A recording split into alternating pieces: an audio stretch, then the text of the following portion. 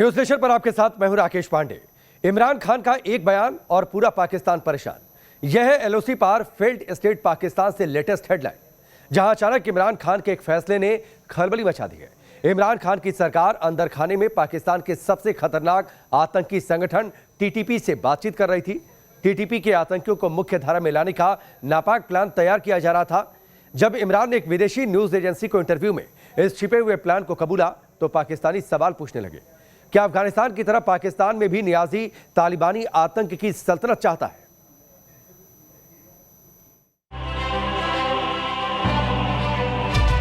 Some of the Pakistani Taliban groups actually want to talk to our government. We are in talks with some of the groups. Yes, and then we forgive them and they become normal citizens. I do not believe in military solutions. Imran की जुबान से निकले यही अल्फाज पाकिस्तानियों की नींद उड़ा गए। अब तक इमरान सरकार की नाकामी से पैदा हुई गरीबी, महंगाई और बेरोजगारी ने ही पाकिस्तानियों की कमर तोड़ी थी। लेकिन अब लगता है कि इमरान खान आतंक और आतंकियों को जायज पहचान दिलाना चाहते हैं। इन सवालों और कयासों को खुद इमरान खान ने पैदा किया है। सबसे पहले सुनिए इमरान खान ने अपने इस इंटरव्यू में आखिर कहा क्या। Are you in talks with the TTP? With some of them, yes. You see, there are different groups which form the TTP. Yes, so we are in talks with some of them. So there is some sort of negotiation or talks underway between Pakistan and the Tehreek-e-Taliban Pakistan or some groups of the TTP to lay down their arms. Yes, and then we forgive them and they become normal citizens. Imran Khan के interview का ये हिस्सा साफ बताता है कि पाकिस्तान के सबसे बड़े आतंकी संगठन यानी तहरीक-ए-तालिबान पाकिस्तान को इमरान खान मुख्य धारा में लाना चाहते हैं। लेकिन जो शब्द इमरान ने इस्तेमाल किए वो नए खतरे की तरफ इशारा करते हैं। पत्रकार ने सवाल में सरेंडर शब्द का इस्तेमाल किया, लेकिन इमरान खान ने सरेंडर की जगह माफी का जिक्र किया। सरेंडर ही वो जरिया है जिसके सहारे कोई फौज या मिलिशिया अपने हथियार छोड़ती है। लेकिन इमरान के बयान को समझे तो उसका सीधा मतलब है कि आतंकियों के हथियार उनसे नहीं लिए जाएंगे। कल्पना करके भी डर लगता है। कंधों पर AK-47 टांगे आतंकी अब तक जंगलों में, पहाड़ियों में छिपे रहते हैं। लेकिन इमरान की कथित माफी इन्हें शहरों में खुलेआम हथियारों के साथ घूमने की आजादी दे देगी। इमरान खान के इस टेरर प्लान का दूसरा हिस्सा सुनेंगे और समझेंगे तो आप भी चौंक जाएंगे। Is the Afghan Taliban helping you in this process? In the sense that the talks are taking place in Afghanistan. In that sense, yes. Interview में इमरान का ये दूसरा बयान भी पाकिस्तान के लिए सुसाइड का आगाज है। इमरान सरकार ने पहले अफगानिस्तान में तालिबान की सरकार को खड़ा करने में मदद की और अब इमरान पाकिस्तान के मसलों में तालिबान की मदद ले रहे हैं। यानी जो तालिबान अब तक अफगानिस्तान में सीमित था उससे इमरान खान पाकिस्तान की स्टेट पॉलिसी की पार्टी मान चुके हैं।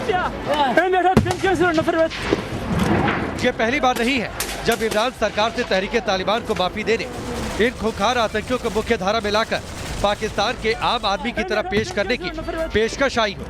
तकरीबन 15 दिन पहले पाकिस्तान के विदेश मंत्री शाह महमूद कुरैशी ने भी कहा था कि अगर टीटीपी अपने हमले बंद कर दे तो इमरान सरकार उन्हें माफी देने को तैयार है।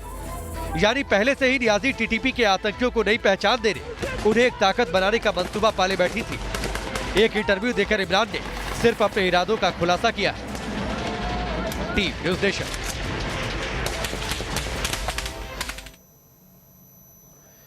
इमरान खान ने तहरीक-ए-तालिबान को माफी देने का ऐलान तो कर दिया, लेकिन पाकिस्तान में एक बड़ा तबका न सिर्फ इस ऐलान से दहशत में है, बल्कि इमरान की इस कथित माफी और आतंकियों को मुख्य धारा में लाने का विरोध भी कर रहा है।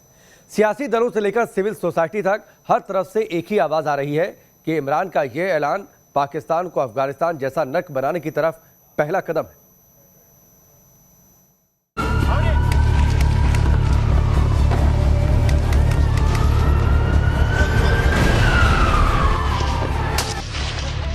क्या इमरान पेशावर आर्मी स्कूल हमले में मारे गए 149 बच्चों और टीचर्स को भूल चुके हैं? क्या इमरान वाहा में मारे गए 100 फौजियों को भूल चुके हैं? क्या ऑपरेशन जर्बे अजम में मारे गए 500 पाकिस्तानी फौजी इमरान के लिए मायने नहीं रखते? पाकिस्तान में इमरान खान और उनकी सरकार के इस माफी के फैसले पर ऐसे ही सवाल उठ रहे हैं। तहरीक तालिबान पाकिस्तान वो आतंकी संगठन है जो पिछले 14 सालों से पाकिस्तानी अवाम और फौज दोनों का दुश्मन नंबर 1 बन चुका है। खुद पाकिस्तानी फौज के पूर्व जनरल मानते हैं टीटीपी को माफी देने का मतलब है अपने फौजियों की शहादत पर मिट्टी डालना।